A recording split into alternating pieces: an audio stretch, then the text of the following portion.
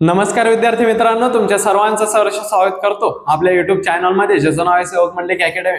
आज आपण इयत्ता 10वी विज्ञान भाग 2 धडा क्रमांक 6 प्राण्यांचे वर्गीकरण याचं शेवटचं लेक्चर म्हणजेच 5वं लेक्चर बघणार आहोत। यापूर्वी आपण या धड्याचे 4 लेक्चर बघितलेले होते। अत्यंत उपयुक्त लेक्चर आहे। जर चॅनलवरती नवीन आहात तर चॅनलच्या प्लेलिस्ट वरती तुम्ही जाऊन बघू शकता। ओके, चला तर सुरू करूया आजच्या लेक्चरला। आज परत एकदा सांगतोय, शेवटचं लेक्चर म्हणून हा धडा 4 ते 6 मार्कला येतोय बोर्डच्या पेपरला। अत्यंत महत्वाचा धडा आहे, अत्यंत उपयुक्त धडा आहे। ओके, आजचं लेक्चर शॉर्टच होणार आहे ज्यादा करून, कारण की शेवटचाच टॉपिक बाकी आहे आपला। ओके, आजचा टॉपिक जो आहे तो आहे उपसंघ पृष्ठवंशीय प्राणी। हा 6 वर्गात विभागलेला आहे। ते 6 वर्ग खालील प्रमाणे आपण बघितलं। सृष्टीमध्ये संघ बघितले होते। आता आपला टॉपिक आहे उपसंघ। उपसंघामध्ये 6 उपसंघामध्ये प्राणी सृष्टीचं वर्गीकरण केलेलं आहे। मग कोणकोणते 6 उपसंघ आहेत ते? पहिला आहे चक्रमुखी प्राणी वर्ग, याला सायक्लोस्टोमेटा म्हटलं जातंय। आता याच्यामध्ये वर्गीकरण कसं केलेलं आहे माहिती आहे का? एक तर जबडे असणारे प्राणी किंवा जबडे विरहित असणारे प्राणी। आता इथे त्रिस्तरीय किंवा द्विस्तरीय किंवा देहगुहा हे आपल्याला बघायला भेटणार नाही। आपल्याला फक्त कास्तिमय अंतकंकाल किंवा अस्थिमय अंतकंकाल हेच बघायला भेटणार ज्यादा करून। ओके, मग इथं सांगितलंय काय, चक्रमुखी प्राणी वर्गामध्ये ह्या प्राण्यांना जबडे विरहित असे चक्षुमुख असते। मग जबडे विरहित आहे, जबडे म्हणजे काय, आपले जे दात दिसतात का ते जबड्यामध्ये आहेत। पण हे जे प्राणी आहेत का, यांना जबडे नाहीत पण दात आहेत। आणि दात कशामध्ये आहेत? चक्षुमुख। चक्षुमुख म्हणजे असं गोल काहीतरी दिलंय आणि त्याच्यामध्ये दात असतात ते। पुढे काय सांगितलंय, त्वचा मृदू असून खवले विरहित असते। आता त्वचा मृदू म्हणजे काय? मृदू म्हणजे मऊ। त्वचा कशी दिलेली आहे? मऊ दिलेली आहे। आणि खवले विरहित, खवले कधी बघितलेले आहे का? माशाच्या अंगावरती खवले असतात। ओके, ते खवले यांच्यामध्ये बघायला भेटत नाहीत। म्हणजे त्वचा एकदम मऊ आहे, एकदम खडबडीत अशी नाही तर मऊ आहे। पुढे काय सांगितलंय, युग्मित उपांगे नसतात। युग्मित उपांगे म्हणजे काय? युग्मित म्हणजे काय? युग्म म्हणजे काय? जोडीमध्ये। ओके, जोडीमध्ये उपांग नसतात। उपांग म्हणजे काय? आपले जे हात दिलेले आहेत बघा, ते जोडीमध्ये दिलेले काय, एकाच हातावरती माणूस जगू शकतो नाही। तसेच यांना युग्म जोडीमध्ये दिलेलं नाही।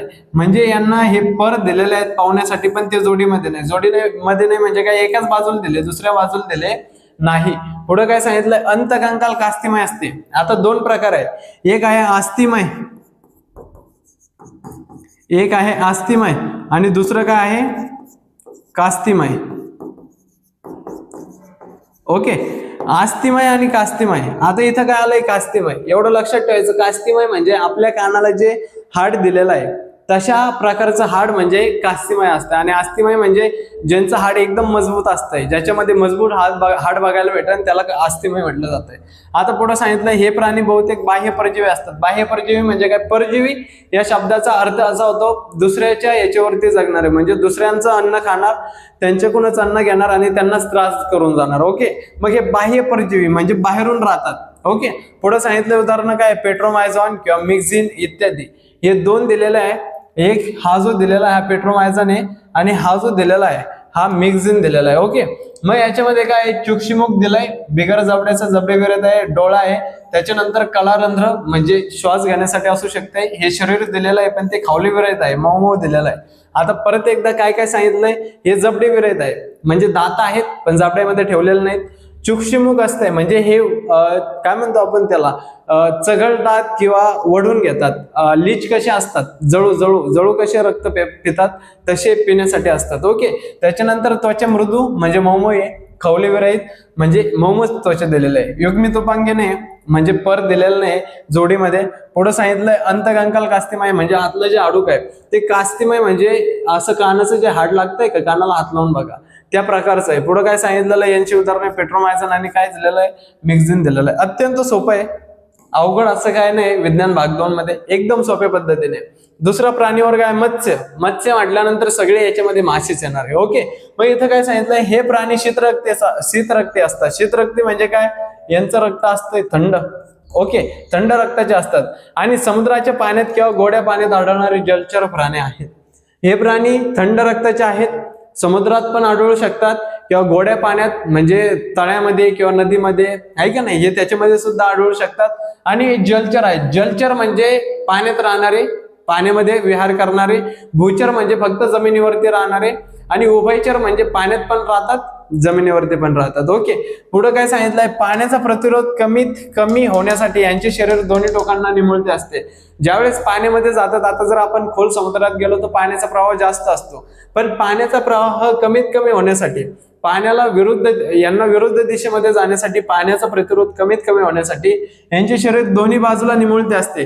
म्हणजे इकडं पण निमुळतं सांगितलंय आणि इकडं पण निमुळतं सांगितलंय. पुढे काय सांगितलं, यांना पोहण्यासाठी युग्मित आणि अयुग्मित पर असतात. युग्मित म्हणजे काय, जोडीमध्ये.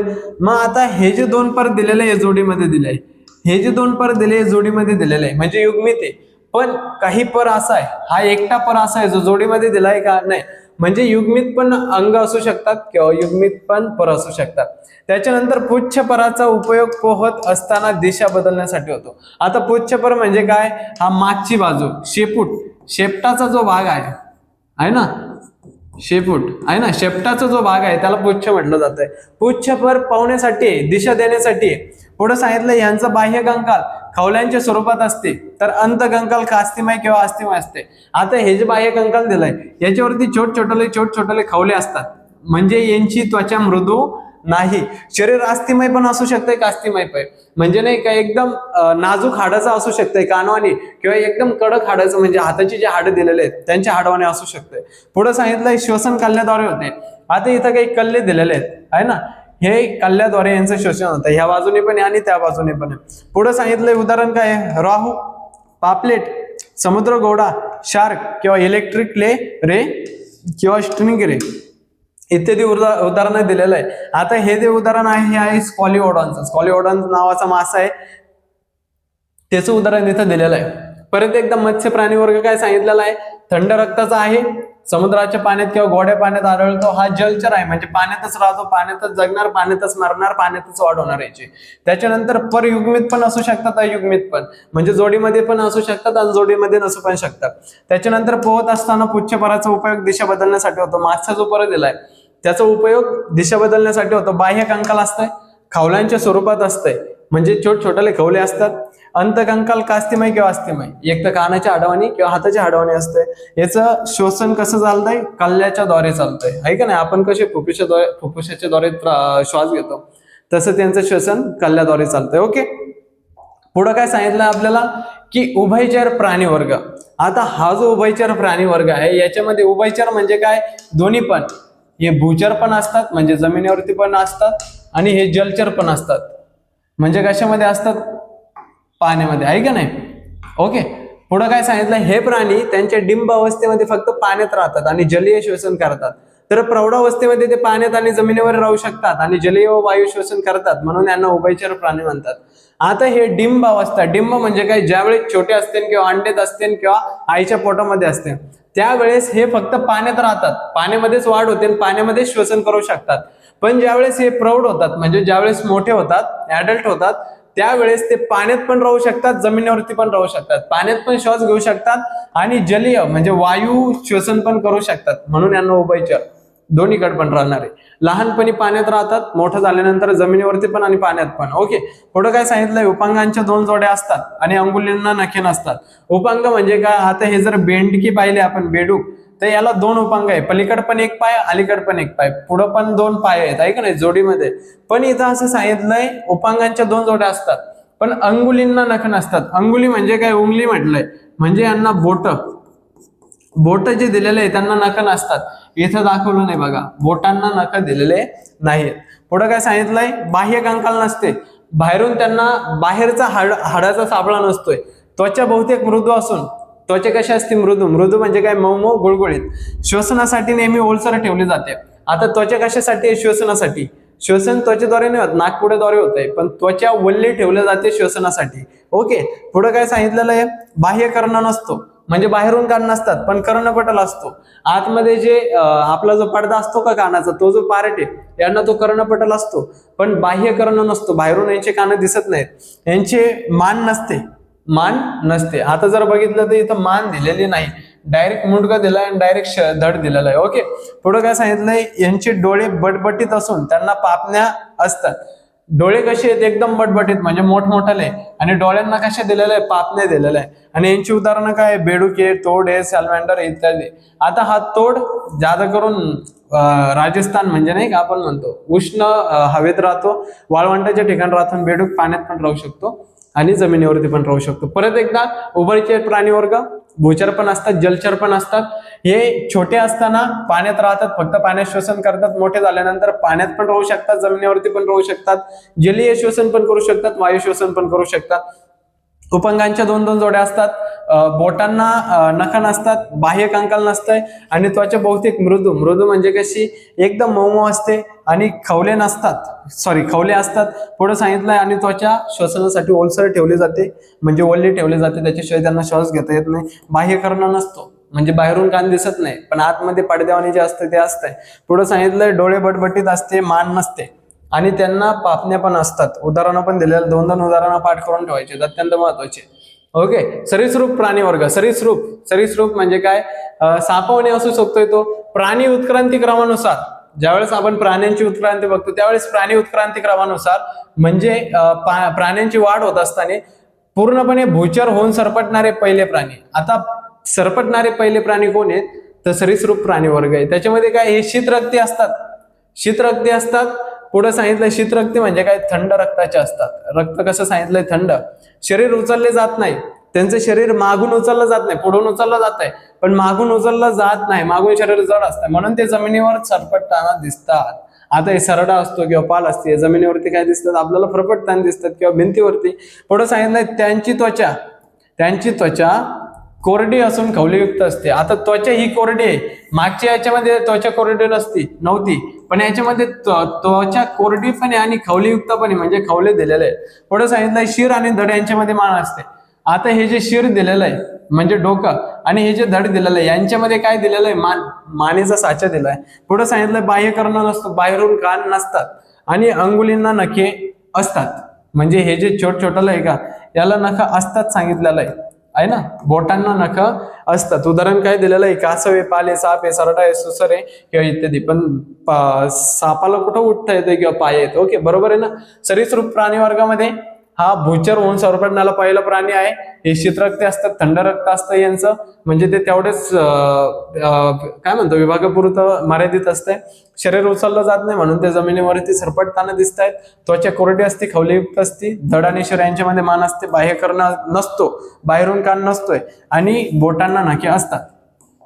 उदाहरणं 2-2 पाठ करून ठेवायचे, पेपरमध्ये येऊ शकतात डायरेक्टली. पक्षी वर्ग काय आहे, हे कशेरू स्तंभयुक्त प्राणी पूर्णपणे खेचर जीवनासाठी अनुकूलित झालेले असतात.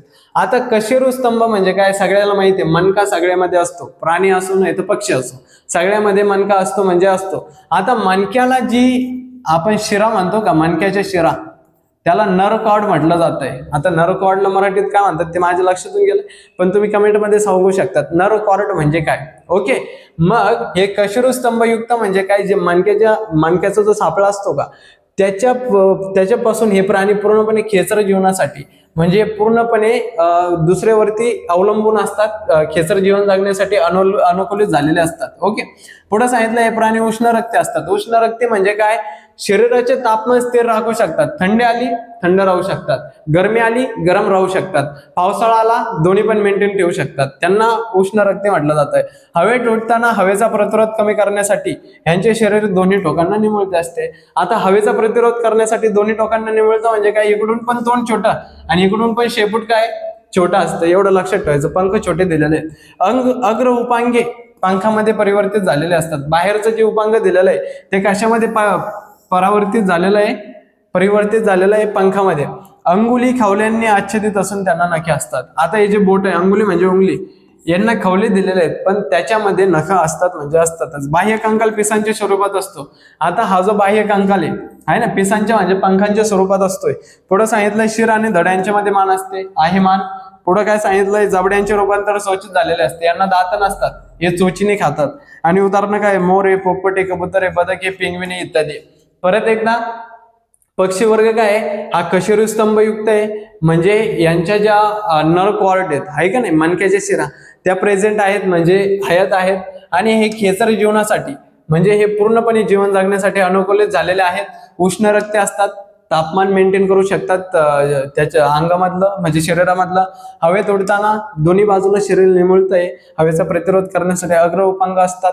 म्हणजे नाही का हे जे बाहेरचं दिलेलं आहे त्यांना उपांग म्हटलं जातंय. ते पण जोडीमध्ये असतात. ते आच्छादित अंगुली खवल्यांनी आच्छादित असते आणि त्यांना नख पण असते सांगितलेलं आहे बाह्य कंकाल पेसांच्या स्वरूपात. म्हणजे आपलं जे पंख दिलेलं आहे त्याच्या स्वरूपात असतंय आणि जाबड्यांचे रूपांतर सूचित झालेले असतात. म्हणजे यांना दात नसतात. आणि उदाहरण 2 लक्षात ठेवायचे, मोर, पोपट, कबूतर. तुम्हाला जे वाटेल ते लक्षात ठेवू शकतात.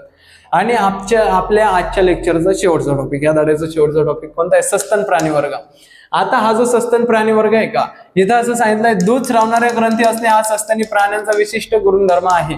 मग ज्या पण प्राण्यांमध्ये दूध स्रावणारे ग्रंथी आहेत त्या प्राण्यांना सस्तनी प्राणी म्हटलं जात आहे. कमेंटमध्ये मला सांगायचंय आपण सस्तनी प्राण्यांमध्ये येतो का? कारण की पुरुष असो किंवा स्त्री असो यांच्यामध्ये जर दूध स्रावणारे ग्रंथी असेल तर हे सस्तनी प्राणी वर्गामध्ये येऊ शकतंय. मग तुम्ही मला कमेंटमध्ये सांगायचंय हे जे प्राणी आहेत म्हणजे आपण जो मानव किंवा स्त्री असो, पुरुष किंवा स्त्री असो, हे सस्तनी प्राणी वर्गामध्ये येतंय का नाही. मग दूध स्रावणारे ग्रंथी जर आहेत तर हे सस्तनी प्राणी आहेत.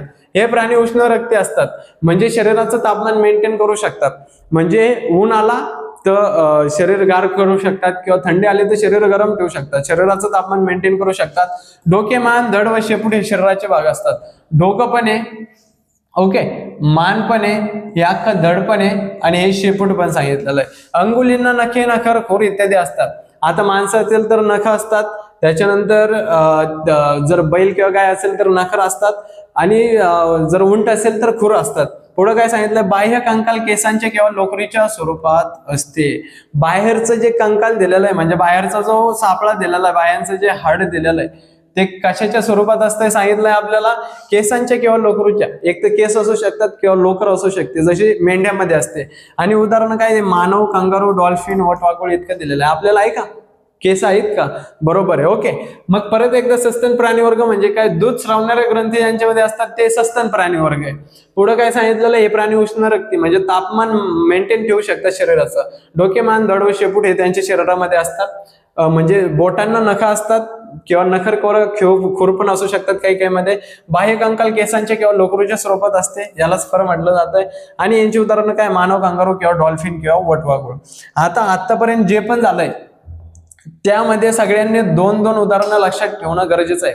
कारण की पेपरला 3-3, 4-4 मार्कला प्रश्न येतो. हे सगळे एक्सप्लेनेशन प्लस तुम्हाला 2-2 उदाहरणं लक्षात ठेवणं गरजेचं असतात.